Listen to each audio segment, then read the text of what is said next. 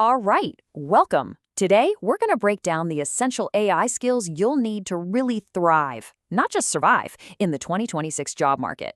And hey, whether you're a tech person or not, this is your roadmap for getting ahead of the curve. Okay, so let's get straight to it. The big question, right? Why does any of this matter for your wallet? Well, this number says it all. 56%. Right now, people with proven AI skills are making, on average, 56% more. I mean, that's not just a little pay bump, that is a serious career accelerator. And you might be asking, why such a huge premium? Well, here's the thing. It's a classic case of supply and demand, right? There is a ton of demand for these skills, but just not enough people who have them. Coursera's co-founder, Andrew Ng, he put it perfectly. There's a real shortage of AI talent. And that shortage, that's a massive opportunity for anyone who's willing to jump in and learn. The jobs are there, but the skilled people, they're just not, at least not yet. And look, it's not just one group saying this. What's so wild is that the message is the same from top to bottom. You've got 41% of tech recruiters calling AI a must-have skill. Then, get this, 2/3 of business leaders say they wouldn't hire someone who doesn't have at least basic AI literacy. And then at the company level, a whopping 95% are using AI skills as a real hiring factor. The message couldn't be clearer, right? This is becoming absolutely non-negotiable. Okay, so where do you even start? What skills should you actually be learning? Well, it's definitely not a one-size-fits-all kind of deal. So to make it easier, we've broken it all down into 3 different paths. This way, you can figure out exactly where you fit in, whether you're someone who wants to build AI, use AI, or just, work with it better. All right, let's kick things off with our first category, the skills for actually building AI. Think of these as the foundational skills. This is for the architects, the engineers, the people who are really getting under the hood and creating the engines that make everything else run. If you're thinking about a full-on career change into tech, this is probably where you want to look first. And right at the very heart of building AI, you'll find machine learning. Now, this isn't your old school programming where you tell a computer exactly what to do step by step. Nope. This is about giving the computer a whole bunch of data and letting it figure out the patterns. It's about creating systems that can actually learn and get better all on their own. But you can't just dive headfirst into machine learning. There's some groundwork you gotta lay first. You'll need a really solid foundation in programming. And let's be clear, Python is king here. You'll also need to be comfortable with some core math, things like linear algebra and statistics. And since it's all about data, you have to be a pro at wrangling that data using tools like pandas and NumPy. And right alongside machine learning is its close cousin, data science. So if the ML engineers are building the engine, you can think of data scientists as the detectives. They're the ones who take these powerful systems and use them to dig through mountains of data to find those hidden clues, those valuable insights that can completely change how a business makes decisions. Okay, moving on to our second category. This is all about the skills for using AI. And honestly, this is where most of us are going to fall. This is for anyone and everyone who wants to apply AI in their current job, not as a builder, but as a total power user to become way, way more effective at what they already do. And here's the key thing to get. By 2026, using AI is going to be about so much more than just playing around with a chatbot. To really use AI effectively at work, you have to think about how to weave it into your actual day-to-day processes to solve real problems and automate the boring stuff. And this is where the demand is just exploding.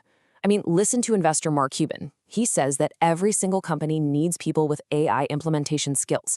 They are desperate for people who can connect the dots between the cool tech and how it can actually be used day to day. They don't just need thinkers, they need doers. And a perfect example of this is prompt engineering. Now, you might see a few job titles for prompt engineer, but that's not the main story here. The real value is prompt engineering as a core skill for everyone.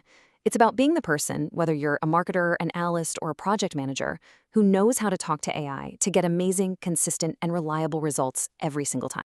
So what does this look like in the real world? It's pretty straightforward, really. First, you spot a repetitive, annoying task in your workflow. Then, you find the right AI tool for that job. Maybe it's Copilot, maybe it's Gemini, and then you plug it in to automate that workflow. You monitor it, you tweak it, and boom, you've basically built your own personal efficiency machine. Now, the absolute biggest tool in this whole application layer has to be generative AI. We're talking about AI that doesn't just analyze things, it creates new things. We're talking ad copy, design ideas, even chunks of software code. And its growth is just off the charts. Gartner predicts that by 2026, more than 80% of companies will be using it. This isn't a fad. It's quickly becoming the new standard. All right, and that brings us to our third and final category, what I like to call the human layer.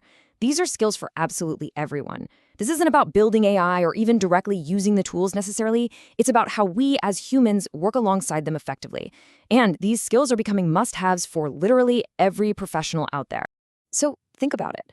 AI is going to be pumping out more information than ever before. That's why data literacy is so crucial. It's all about being a smart, critical consumer of what the AI gives you. Can you tell when an AI sounds super confident but is actually completely wrong? Can you spot the hidden biases in its answers? This skill, this is our human firewall, our quality control. And that kind of critical thinking leads us straight into the next big topic, ethics. As AI becomes a part of everything we do, things like data privacy, IP rights, and bias, well, they're not just problems for the lawyers to figure out anymore. It's now part of everyone's job to understand these issues and navigate them carefully. A lot of people think that focusing on ethics slows things down, but that's just not true. It's actually the opposite.